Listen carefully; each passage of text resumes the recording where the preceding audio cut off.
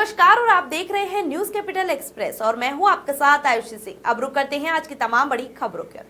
Bharatiya Janata party के राष्ट्रीय अध्यक्ष जगत प्रकाश नड्डा आज जबलपुर पहुंचे। राष्ट्रीय अध्यक्ष ने मानस भवन में आयोजित प्रबुद्ध जन सम्मेलन को संबोधित किया। प्रबुद्ध जनों को संबोधित करते हुए नड्डा ने रानी दुर्गावती को किया नमन करते हुए कहा कि मैं कार्यकर्ता के नाते अपील करने आया हूं, समाज के ज्यादा से ज्यादा लोगों को आशीर्वाद मिले। हमारी पार्टी को मजबूती मिलना समय की आवश्यकता है, ये बात हम सभी मानते हैं। हम ऐसी मानसिकता में पहुंचा दिया गया था कि हमने ऐसे ही चलना होगा। एक साधारण मनुष्य के मन में बैठा गया था कि बदलाव नामुमकिन है, लेकिन मोदी के कार्यकाल में ये मानसिकता बदली गई है। पीएम नरेंद्र मोदी ने देश में परिवारवाद की राजनीति को समाप्त कर दिया। उन्होंने कहा कि भाजपा की राजनीति सबको साथ लेकर चलने की है। हमारा लक्ष्य सबका साथ सबका विकास है। वहीं पर नड्डा बोले, पहले जाति देखकर राजनीति होती थी, जातिवादी चुनाव जीतने के आधार पर माना जाता था, परिवारवाद और वोट बैंक की राजनीति चलती थी। मोदी के आने के बाद जातिवाद, परिवारवाद, वोट बैंक की राजनीति को खत्म किया गया है। मोदी ने राजनीति की परिभाषा को बदल डाला है। हमने कोरोना में लॉकडाउन लगाने का सख्त फैसला लिया। मोदी ने कोरोना से लड़ना भी और विकास भी किया। हमने रिकॉर्ड समय में कोरोना वैक्सीन बनाई और पूरे देश को वैक्सीन लगाई। मोदी टीका का नाम देकर विपक्ष बदनाम कर रहा है। देश को गुमराह करना कांग्रेस का काम है। हमने दूसरे देशों को भी वैक्सीन सप्लाई की है। दूसरे देश आज भारत के विकास का लोहा मान रहे हैं। कांग्रेस महंगाई और बेरोजगारी का मुद्दा उठाती है। कांग्रेस आज जरूर बेरोजगार हो गई है। पढ़ाई लिखाई जानकारी की हमेशा कमी रही है। यूपीए सरकार में कभी महंगाई कम नहीं हो पाई है। मोदी जी के कार्यकाल में भारत का ग्रोथ रेट लगातार बढ़ा है। आज हम 5वें नंबर की इकोनॉमी बन गए हैं। वहीं पर आप बीजेपी को जिताए, हम तीसरे नंबर की इकोनॉमी बन जाएगी। आज पाकिस्तान के साथ भारत का नाम नहीं लेता है। आज चर्चा का विषय पाकिस्तान नहीं होता, बल्कि इस पेश की बात होती है। आज किसान, गरीब महिलाओं की चिंता मोदी ने की है। आज 9 करोड़ महिलाओं को गैस का कनेक्शन दिया गया है। स्वच्छता अभियान का मजाक उड़ाया गया। 12 करोड़ इज्जत घर बनाए गए हैं। 18,000 गाँव में बिजली नहीं है, हमने बिजली पहुंचाने का काम किया गया। किसानों का सम्मान निधि दी गई है। नारी शक्ति बंधन विधेयक के कारण 33% महिलाएं सदन में होगी। अगले विधानसभा चुनाव में मध्य प्रदेश में भी 33% महिलाओं को स्थान मिलेगा। साथ ही लोकसभा चुनाव के पहले खड़े हुए इंडिया गठबंधन पर निशाना साधते हुए कहा कि इंडिया गठबंधन भ्रष्टाचार से अपने आप को बचाने का प्रयास कर रहा है। राहुल गांधी जमानत, सोनिया गांधी जमानत, बाकी जेल में, केजरीवाल जेल में है, आधे जेल कुछ बेल में है। राजनीतिक दलों को परिवारवाद की दल बनकर रह गए हैं, दल परिवार की पार्टी बनकर रह गए हैं। सभी परिवार को बचाने में लगे हुए हैं। सभी भ्रष्टाचार में लिप्त पार्टी है। आज कांग्रेस देश में बेरोजगारी की बात कर रही है, क्योंकि कांग्रेस को जनता ने आज सबसे बड़ा बेरोजगार बना दिया है। प्रदेश के बहुत ही कर्मशील और संवेदनशील अध्यक्ष श्री विष्णुदत्त शर्मा जी, आप सबके लोकप्रिय पूर्व में सांसद रहे मेरे साथ और वर्तमान में मिनिस्टर और यहाँ के प्रतिनिधि हमारे प्रिय मित्र राकेश सिंह जी, हमारे संसद में हम सबके साथ काम करने वाली हमारे बहुत ही आदरणीय बहन सुमित्रा जी, कविता पाटीदार जी और हमारे आप सबके प्रिय प्रत्याशी श्री आशीष दुबे जी, हमारे लंबे समय से साथी और वर्तमान में विधायक अजय विश्नोई जी, अशोक रोहानी जी, सुशील तिवारी जी, अभिलाष पांडे जी, संतोष जी, नीरज सिंह जी और यहाँ इतनी बड़ी संख्या में एकत्र आए हमारे जबलपुर के सभी प्रबुद्ध नागरिकगण, देवी और सज्जनों, मीडिया के मेरे साथी, प्रिंट मीडिया, इलेक्ट्रॉनिक मीडिया के मेरे साथी, मेरा ये सौभाग्य है कि मुझे आज आप सबके दर्शन करने का सौभाग्य मिला है और आप सबके साथ बातचीत करने का भी मुझे सौभाग्य मिला है। आप सब लोग वार्तालाप होती है और कुछ बातों पर चर्चा होती है, तो आपके माध्यम से वो समाज में प्रतिबिंबित होता है, एम्प्लीफाई होता है और समाज के लोगों को उसके बारे में जानकारी मिलती है। इसलिए आप लोगों के साथ वार्तालाप होना मैं विशेष समझता हूँ। और मैं जब यहाँ आया हूँ तो हमारे 64 योगिनी अपने माता को नमन करते हुए अपनी बात को प्रारंभ करता हूँ। साथ ही साथ नंदकेश्वर मंदिर को भी और माता को भी हम नमन करते हुए, जहाँ शिव जी ने तपस्या की थी, ऐसे स्थान को भी मैं नमन करता हूँ और अपनी बात को प्रारंभ करना चाहता हूँ। और मैं जबलपुर में आऊँ और रानी दुर्गावती जी को याद न करूँ और उनके प्रति नमन न करूँ, उन्हें नमन न करूँ, तो शायद मेरी यात्रा अधूरी होगी। तो उनको भी मैं नमन करते हुए अपनी बात को प्रारंभ करता हूँ। आज चुनाव की बेला है। आने वाले समय में आप सब लोग इस चुनाव में अपने आप का पूरा योगदान करेंगे और मैं भारतीय जनता पार्टी के एक कार्यकर्ता के नाते आपसे अपील करने के लिए आया हूँ कि आप भारतीय जनता पार्टी को अपना ही समर्थन नहीं, बल्कि अपने व्यक्तित्व के पूरी योग्यता को उपयोग करते हुए समाज के ज़्यादा से ज़्यादा लोगों का आशीर्वाद भारतीय जनता पार्टी को मिले, यह निवेदन करने के लिए मैं आया हूँ।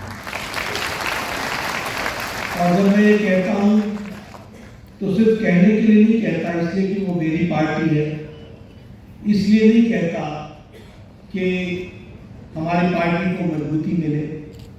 मैं इसलिए कहता हूं कि आज ये समय की आवश्यकता है, ये प्रासंगिकता है, ये समय की नजाकत है, ये समय की को ध्यान में रखते हुए यह फैसला लेना एक देश के लिए आवश्यक है, ऐसा मैं मानता हूं। और मैं ही नहीं सिर्फ मानता, मुझे पूरा विश्वास है कि आप भी मानते हैं। और जब मैं कहता हूं कि आप भी मानते होंगे, तो इसके पीछे हमें कुछ समझना चाहिए।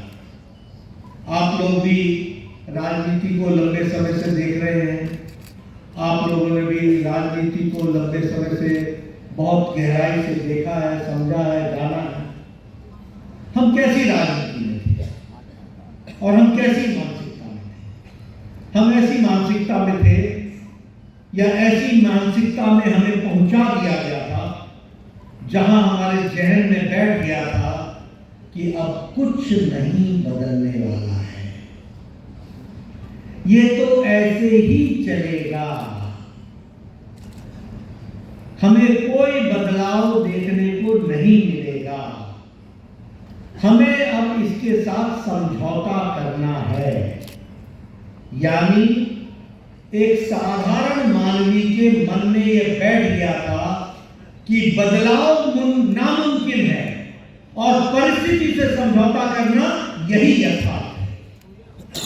लेकिन आज 10 साल के मोदी जी के नेतृत्व के बाद आज साधारण मानवी के मन में यह ध्यान में आया है कि नहीं, बदल सकता है, बदला है और आगे बदलेंगे। इस तरीके की परिस्थिति आ सकती है। यह पॉलिटिकल चेंज है और मैं तो इसको कहता हूं कि prime minister Modi has brought a change in the political culture. राजनीति की संस्कृति में परिवर्तन है। अब मैं राजनीति की संस्कृति के परिवर्तन की बात करता हूं तो मैं सब लोगों को याद दिलाना चाहता हूं, पहले की पॉलिटिक्स क्या होती थी? कौन सी जाति का है, अगड़ा है, पिछड़ा है, इसको और किस जाति का समर्थन है, कौन सी वोट बैंक की राजनीति, समझौता नहीं करेंगे, जड़ मूल से उसको समाप्त करेंगे, ये संकल्प लेकर के मोदी जी काम कर रहे हैं। और इंडी अलायंस भ्रष्टाचार बचाने वाले लोगों का जमावड़ा बन गया है, भ्रष्टाचार से बचने वाले लोगों का जमावड़ा बन गया है। इसलिए हमको ये तय करना पड़ेगा कि आज हम किस तरीके की राजनीति में जा रहे हैं। एक तरफ विकास है, एक तरफ मोदी जी के नेतृत्व में भ्रष्टाचारियों पर आघात है, एक तरफ देश आगे बढ़ने के लिए तैयार हो रहा है, एक तरफ ये इंडी अलायंस परिवार को बचाने के लिए लगा हुआ है, भ्रष्टाचार से अपने आप को बचने का प्रयास कर रहा है, भ्रष्टाचार के जो आघात लगा है उससे बचने का प्रयास कर रहा है। हमको इन दोनों के बीच में चुनना है। मैं ज़्यादा नहीं कहना चाहता हूँ, लेकिन मुझे बड़ा आश्चर्य भी लगता है, राहुल गांधी बेल पर, सोनिया गांधी बेल पर, बाकी सारे कोई ना कोई कोई जेल में, केजरीवाल जेल में, हमारे सत्येंद्र जेल में, मनीष सिसोदिया जेल में, आधे जेल में, कुछ बेल पे। परिवार की पार्टी उठाएं, मैं आपके सामने तस्वीर रखना चाहता हूं।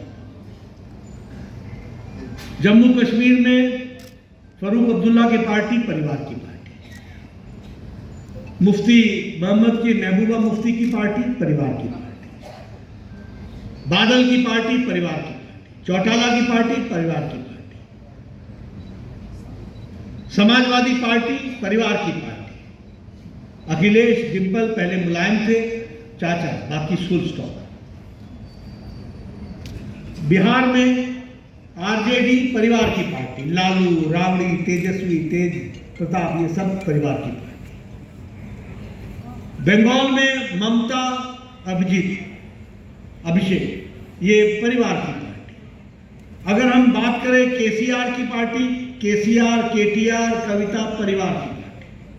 अगर हम तमिलनाडु की बात करें, परिवार की पार्टी। स्टालिन, उदयनिधि स्टालिन और करुणानिधि पहले तो थे ही थे।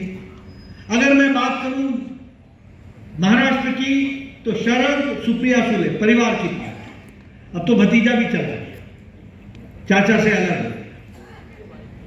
उद्धव ठाकरे, आदित्य ठाकरे परिवार की पार्टी।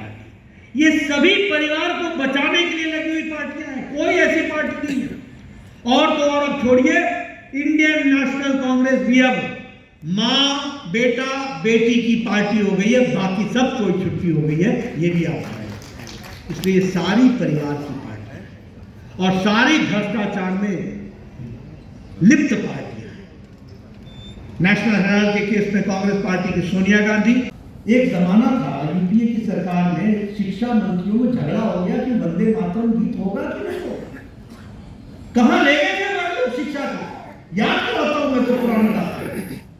झगड़ा हुआ कि वंदे मातरम गीत होगा कि नहीं होगा, किनके बीच में? शिक्षाविदों में, शिक्षा मंत्रियों के बीच में। और आज नई शिक्षा नीति, सबका साथ, सबका विकास, सबका विश्वास, सबका प्रयास लेकर के मोदी जी ने करके दिया और आज नई शिक्षा नीति लागू हुई, जो भारत की जमीन से जुड़ी है। अफोर्डेबल शिक्षा नीति, इक्वल अपॉर्चुनिटी देने वाली शिक्षा नीति, फ्लेक्सिबल शिक्षा नीति। पहले आप लोगों ने पढ़ाई की होगी, हम लोगों ने पढ़ाई की होगी। इंग्लिश लिटरेचर वाला मैथमेटिक्स नहीं ले सकता, हम लोगों ने शिक्षा को फ्लेक्सिबल बना दिया। क्यों? किसी की बकौती नहीं है। कोई इंग्लिश पढ़ने वाला मैथमेटिक्स भी पढ़ सकता है, कोई मैथमेटिक्स पढ़ने वाला सोशियोलॉजी भी पढ़ सकता है। इसको फ्लेक्सिबल बनाया। और इसके साथ साथ जिसे हम कहते हैं एनालिटिकल कर्व को, यानी हम लोग, याद होगा अपनी बचपन में आप लोग पढ़ते थे, रट्टा मारते थे, रट्टा मारते। आज रट्टा मारने की आवश्यकता नहीं है। बुद्धि का कितना विवेक इस्तेमाल हो रहा है, इससे आगे बढ़ने का है। इस एजुकेशन पॉलिसी के माध्यम से एनालिटिकल कर्व को भी आगे बढ़ाने का काम किया। एप्लीकेशन ऑफ माइंड हमारा अच्छा होना चाहिए, इस पर भी हम लोगों ने काम किया। आज